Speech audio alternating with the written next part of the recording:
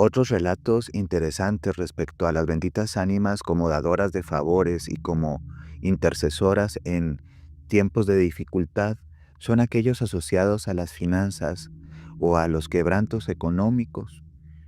Cuenta una mujer que encontrábase bastante enferma y con una situación financiera muy precaria, que ella le rezaba continuamente a las benditas ánimas del purgatorio para que de una otra forma le abrieran la oportunidad de estar mejor, ya que la mujer era joven, tenía hijos pequeños y sabía que tenía que estar bien por ella y por su familia.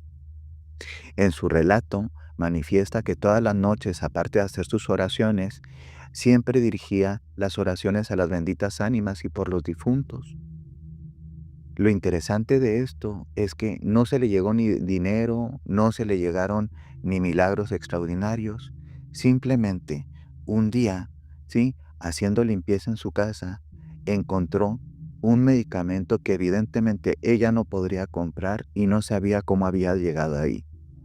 Esa materialización tan necesaria, tan específica y sobre todo tan venturosa, la señora la describe como un gran favor que las benditas ánimas tal vez, ¿sí?, llevaron a su casa, la medicina que ella no podía comprar, que sabía que estaba fuera de sus condiciones y que jamás lo había utilizado, y por alguna razón, un frasco de esa medicina apareció en su casa.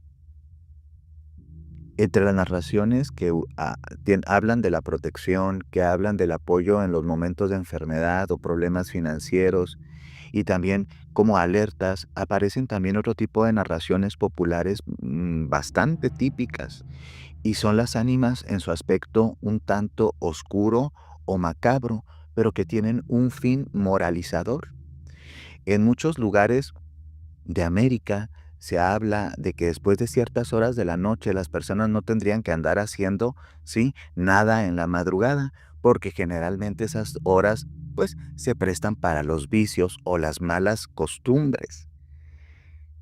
Es la típica narración de el borracho o la persona que anda tomando y haciendo cosas no tan buenas, que se topa algún espectro o aparición. Aquí el relato. Contaba un señor muy asustado que se había ido a tomar varios días y había dejado, pues, a su esposa y a sus hijos en casa. Sabía que lo que hacía no era correcto y él era un devoto, ¿sí?, tanto de su religión como un devoto de las benditas ánimas del purgatorio. Muy dentro en su corazón, él dice sentirse mal por eso, pero pues le ganaba la fiesta.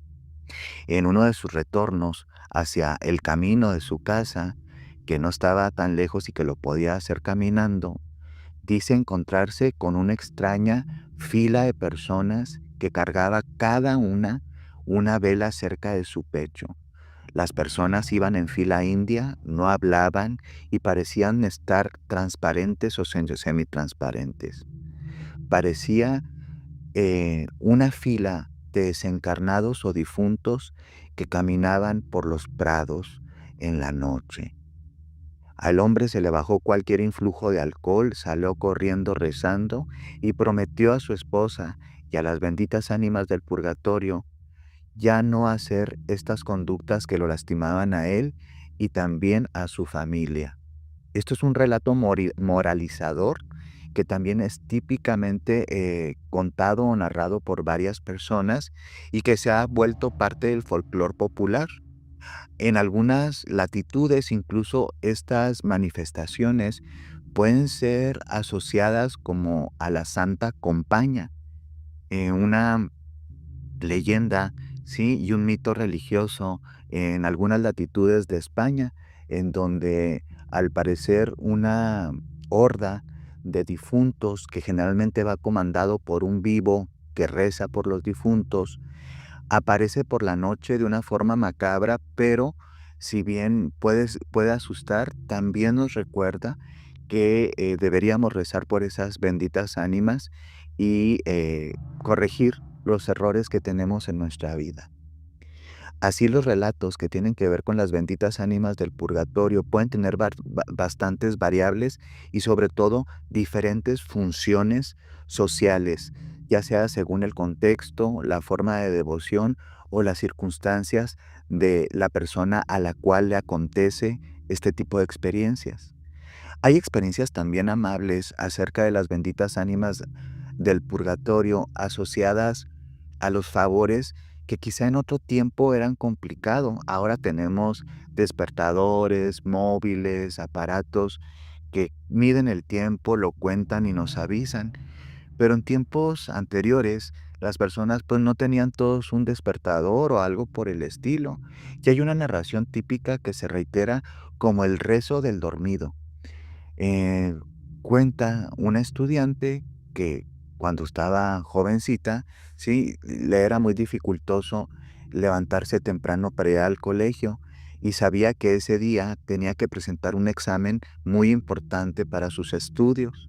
Su madre le recomienda hacer rezos a las benditas ánimas para que la despierten justo en el tiempo preciso y no se quede dormida.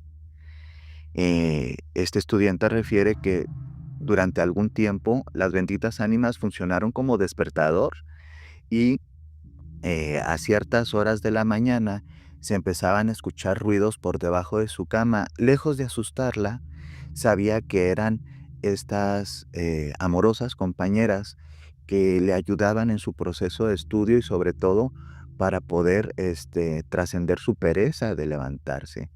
Entonces, podemos ver que las benditas ánimas del purgatorio eh, tienen manifestaciones variadas, múltiples, y que van desde unas muy amables y que podríamos decir incluso cariñosas o amorosas, hasta unas un tanto macabras y atemorizantes, pero que al final del día buscan el bien para aquel que les reza, y ahí se cumple el pacto de intercesión entre los vivos y los difuntos.